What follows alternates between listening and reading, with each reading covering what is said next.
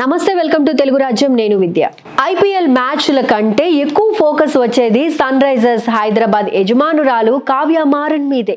స్టేడియంలో ఆమె ఇచ్చే రియాక్షన్స్, హావభావాలకు సపరేట్ ఫ్యాన్ బేస్ ఉంది.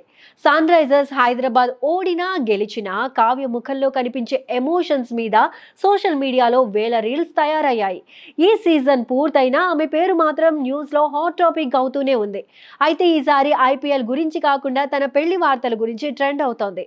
ఇప్పుడు సోషల్ మీడియాలో ఇదే వార్త హల్చల్ చేస్తోంది. తమిళ ప్రముఖ సంగీత దర్శకుడు అనిరుద్ రవిచందర్తో కావ్య పెళ్లి జరగబోతోందంటూ ప్రచారం జరుగుతోంది. వీరిద్దరూ కొంతకాలంగా ప్రేమలో ఉన్నారంటూ నెటిజన్లు పోస్టులు పెడుతున్నారు. అసలు అనిరుద్ విషయంలో ఇలాంటి రూమర్స్ కొత్తేమీ కాదు. గతంలో కీర్తి సురేష్తో డేటింగ్ అంటూ రూమర్లు వచ్చాయి.